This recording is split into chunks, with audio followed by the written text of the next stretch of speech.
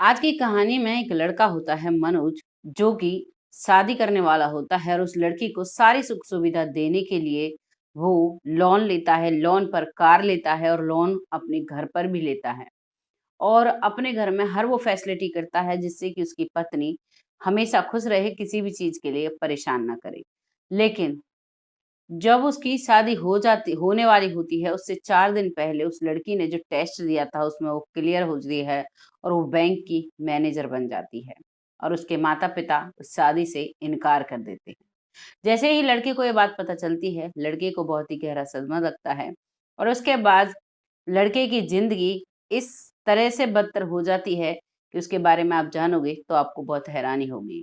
नमस्कार, मैं महक चौधरी आज आपके सामने फिर से एक ऐसी सच्ची प्रेरणादायक कहानी लेकर आई हूँ, जिसके बारे में सुनकर आपको कुछ न कुछ जानकारी ज़रूर मिलेगी। आज की कहानी में मनोज नाम का एक लड़का होता है जो कि एक प्राइमरी टीचर है, जिसकी सैलरी सही है उसके हिसाब से। लेकिन जिस लड़की से उसकी शादी होने वाली है वो बेहद ही पढ़ी लिखी है और पढ़ लिख कर उसने बैंक मैनेजर का टेस्ट भी दिया हुआ है। अब टेस्ट दिया हुआ है, माता पिता उसके काफी अमीर हैं, लेकिन जो लड़का है वो बहुत ही गरीब परिवार से है। लेकिन फिर भी क्योंकि लड़के की सरकारी नौकरी है, इसीलिए उससे उसका रिश्ता तय हो जाता है और वो लड़का अपनी होने वाली पत्नी को सब सुख सुविधा देने के लिए बैंक से लोन निकाल लेता है और उस लोन में वो अपने घर को गिरवी रख देता है और एक गाड़ी निकालता है और घर में फर्नीचर ऐसी सुख सुविधाएं करता है। सब कुछ तैयारी हो चुकी थी, शादी होने वाली थी। शादी से करीबन 4 दिन पहले लड़की का टेस्ट का रिजल्ट आता है। जैसे ही वो लड़का रिजल्ट को देखता है, वो बेहद ही खुश हो जाता है कि मेरी होने वाली पत्नी आज बैंक की मैनेजर बन चुकी है। उसकी तो किस्मत बहुत अच्छी है। इधर लड़की का जो पिता है उसको पता चलता है कि उसकी बेटी अब बैंक की मैनेजर बन चुकी है, वो टेस्ट क्लियर कर चुकी है। अब वो पिता अपनी बेटी से कहता है कि तुम्हें शादी नहीं करनी है। अब शादी नहीं करनी है, लड़की असमंजस में होती है क्योंकि लड़की की शादी तय हो चुकी थी।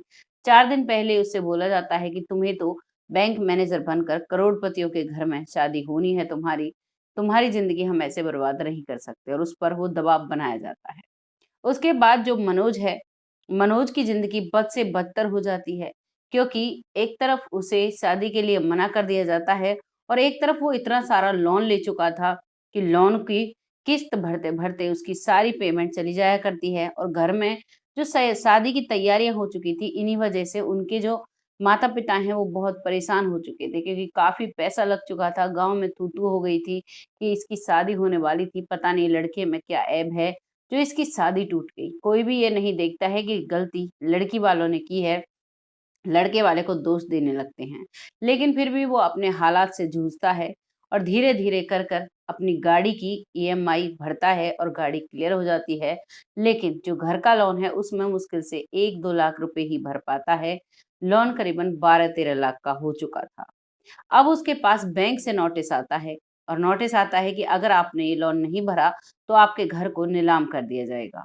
जैसे ही वो ये नोटिस देखता है तो वो तुरंत से तुरंत बैंक में जाता है जहाँ से नोटिस आता है और नोटिस जैसे ही वो अंदर केबिन में देखता है तो वो देखता है कि वहाँ पर वही लड़की बैठी है जिससे उसकी शादी होने वाली थी। वो अंदर जाता है, अंदर जाते ही मैडम कहती हैं कि आपका जो लोन है वो 12-13 लाख रुपए हो चुका है, आपने इसे क्यों नहीं भरा?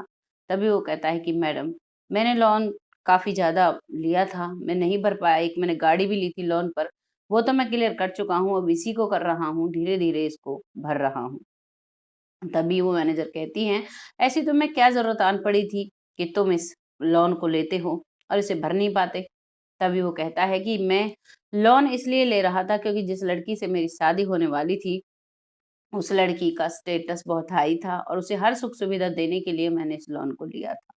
जैसे ही वो ये शब्द सुनती है तो लड़की की आँखों में आँसू आ जाते हैं क्योंकि लड़की उसे बहुत अच्छे से पहचान जाती है।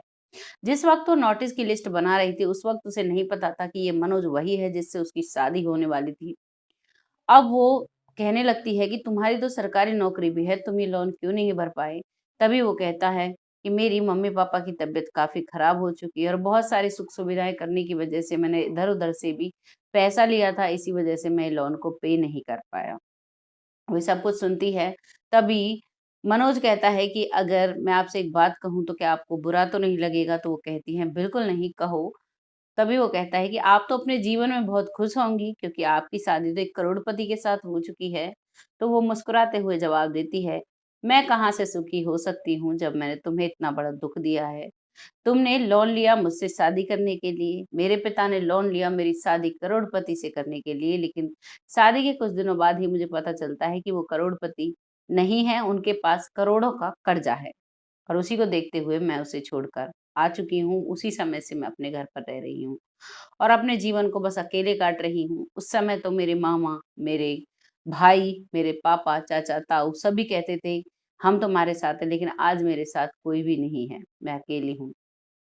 वो ये शब्द कहती है तो मनोज भी कुछ महसूस करता है, तभी आराध्या उससे कहती है कि तुम ऐसा करो, क्या तुम मुझे शनिवार को मिल सकते हो? तभी मनोज कहता है, हाँ, बिल्कुल, क्यों नहीं?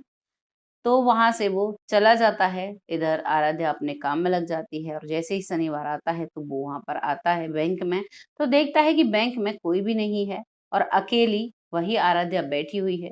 वहाँ जाता है, मनोज उससे बातें करने लगता है और तभी वो कहती है कि तुम शादी क्यों नहीं करते? तभी मनोज कहता है कि मैं शादी इसलिए नहीं कर रहा क्योंकि जिससे मैंने शादी का वादा किया, वही मुकर गई। अब मैं किससे शादी करूँ? मुझे शादी से विश्वास उठ गया है। ये बात सुनकर वो चुप सी हो जाती है थोड़ी देर के लिए, तभी वो कहती है, "क्या वही लड़की दोबारा से वादा अपना निभाना चाहे तो क्या तुम तैयार हो?" तभी वो मुस्कुराकर हाँ कहता है और कहता है कि मेरे जीवन में अगर तुम आ जाती हो तो मेरा जीवन बड़ा ही खुशहाल रहेगा और कभी भी ये मत सोचना कि मुझे तुम्हारे पैसों से कोई लालच है, मुझे कोई भी लालच नहीं है तुम्हारे पैसों से। तभी आराध्या कहती है कि ये तो मुझे पहले ही पता था। जब पिताजी ने तुम्हें दहेज देने की बात कही थी, तो तुमने साफ-साफ मना कर दिया था और कहा था मेरे घर में सब कुछ है और उस सब कुछ को करने के लिए तुमने पहले ही लोन निकाल कर मेरे लिए सब सुख-सुविधाएँ की। वो तो मेरी किस्मत ही खराब थी कि मुझे जो तुम्हारा साथ नहीं मिला, लेकिन अब हम साथ रहेंगे तो हमारी ज़िंदगी बड़े मज़े से कटेगी। दोनों इन बातों को बातें करते हैं और दोनों खुशी-खुशी शादी कर लेते हैं। और अब बहुत प्यार से वो लोग रहते हैं। ये थी कहानी आराध्या की और मनोज की, जिसके परिवार की वजह से जिनके साथ में धोखा होता है, लेकिन किस्मत जो चाहती है वो होकर रहता है। आपको कैसा लगा इस कहानी को सुनकर? कमेंट सेक्शन में ज़रूर बताइएगा। बहुत जल्द फिर आती हूँ ऐसी ही किसी एक कहानी के साथ। तब तक के लिए जय हिंद, जय भारत।